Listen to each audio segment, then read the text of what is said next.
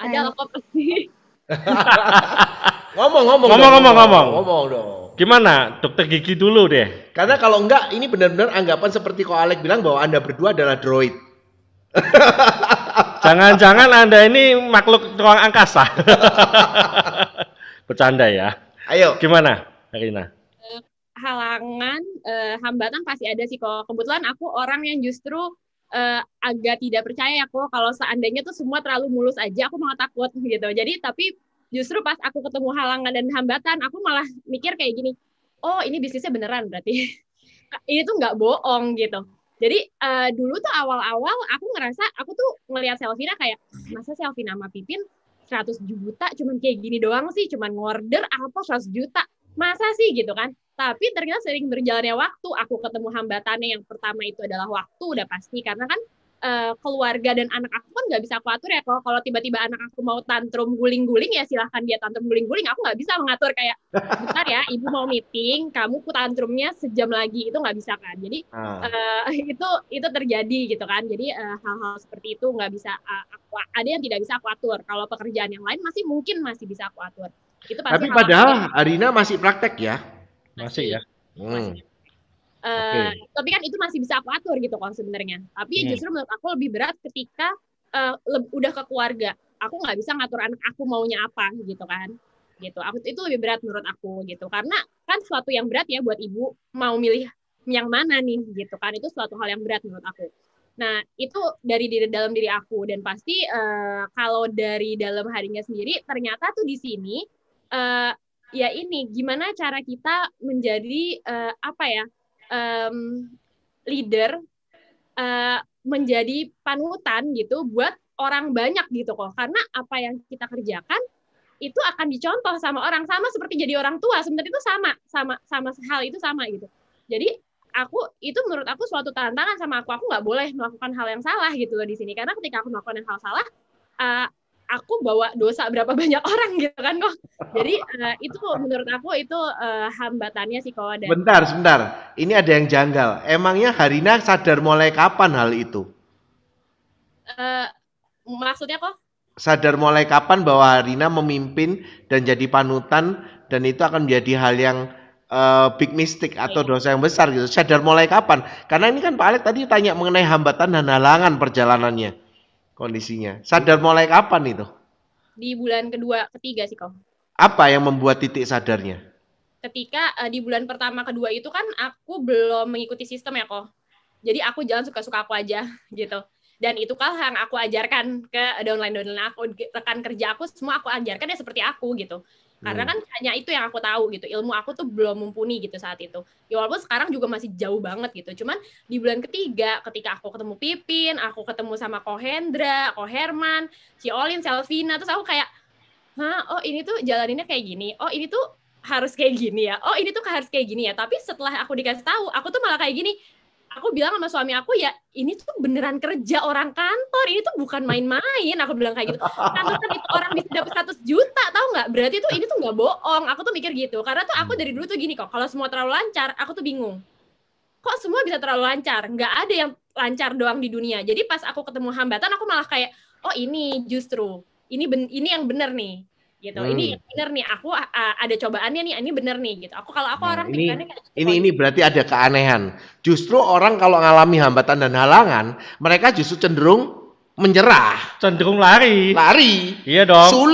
Sulit. Ya toh? Ini malah seneng. Wah, ini bener nih ada hambatan.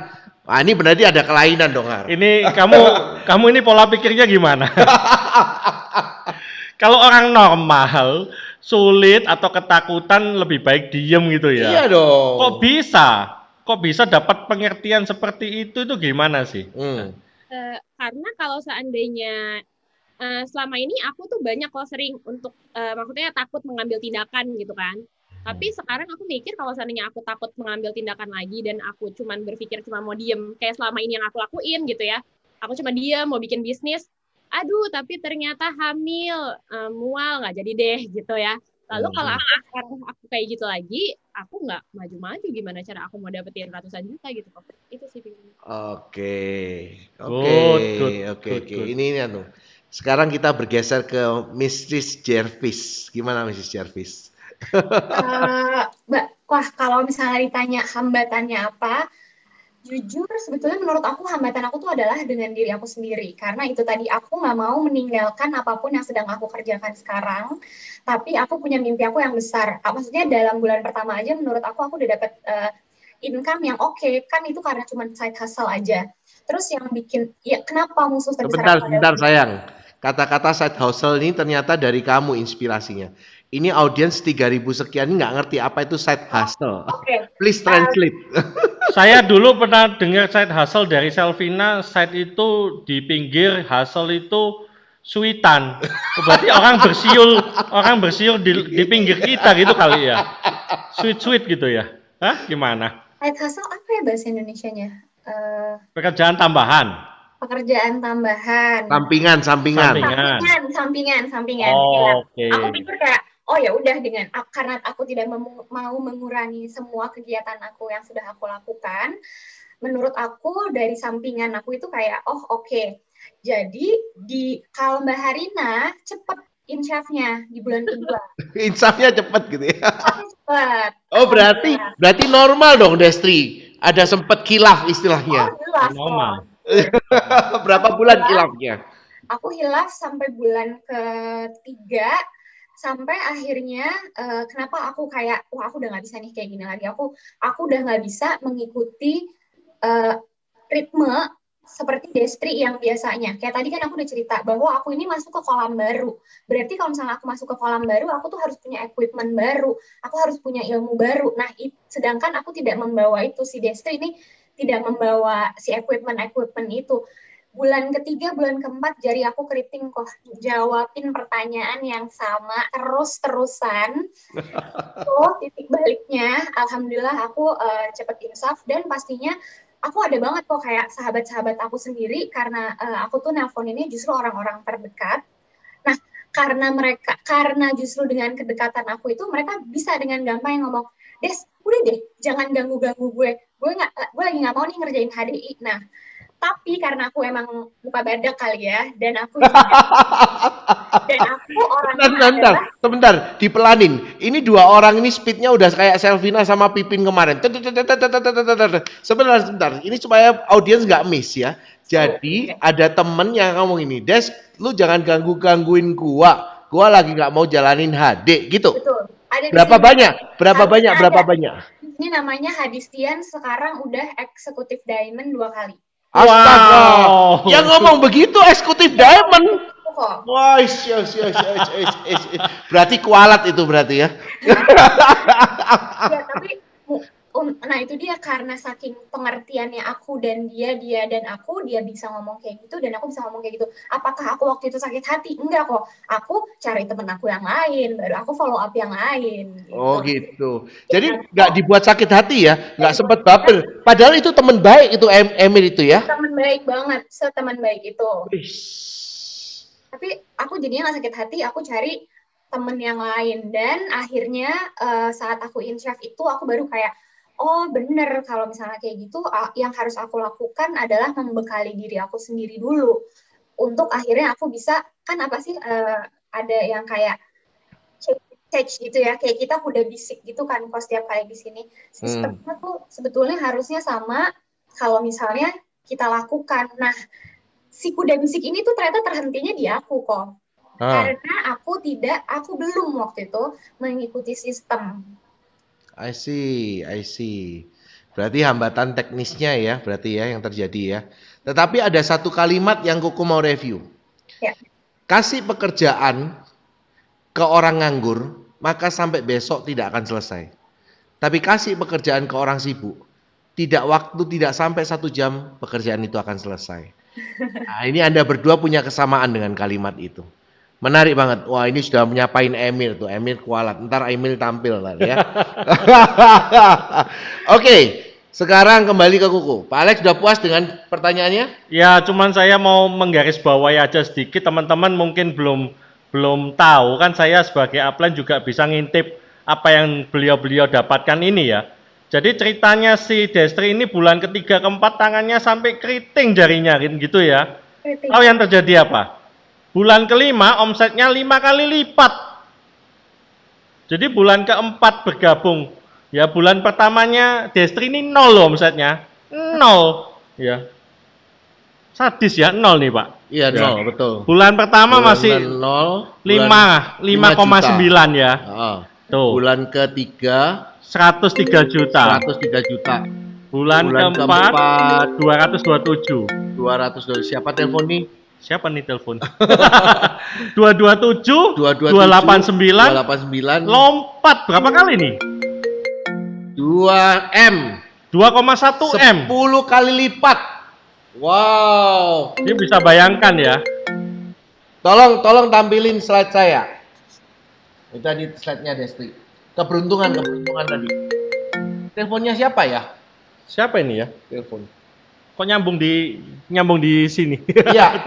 Berarti tadi sebetulnya Pak Alek pada waktu menanyakan mengenai hambatan dan halangan, sikapnya Harina bisa memilih untuk udah deh, aku kan suami juga baik-baik aja. Aku juga harusnya fokus bisa dong ke anak-anak aja.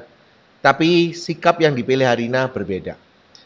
Begitu juga dengan sikap Destrina. Udah deh, aku juga nggak kurang dengan gajiku hari ini. Harusnya. Jadi ada titik di mana Anda kilaf, ada titik di mana Anda insaf. Sikap, perubahan sikap, oke? Terus Anda melakukan yang namanya persiapan. Persiapan yaitu Anda menyadari bahwa saya ini belum tahu sistem. Ya, sistem yang termasuk yang Anda ikutin berarti ikut pelatihan, ikut training ya seperti bootcamp dan lain-lainnya. Bahkan Harina udah ikut elit dalam waktu cepat ikut elit ya. Bentar lagi nyusul pasti Destri ya. Terus kemudian tindakan. Kalau kesempatannya kita sama yaitu kita sama-sama punya kesempatan Allah SWT memberikan di HDI ya. Nah, sekarang tindakan. Nah, tindakan yang dipilih ternyata berbeda. Dan inilah yang harusnya orang tahu bahwa kenapa Anda memilih beruntung. Ya. Nah, itu saya simpulkan dari jawaban itu. Saat ini pertanyaan saya pasti lebih sulit. Wah, ini yang membuat mereka deg-degan. Iya, karena kalau Herman sama Hendra sama Selvina sama Pipin, ya pertanyaannya gampang banget bagi mereka. Saat ini saya punya satu pertanyaan. Bagaimana keyakinan Anda tentang HDI sampai hari ini? Ayo. Baru nih kok. Ya. Oke.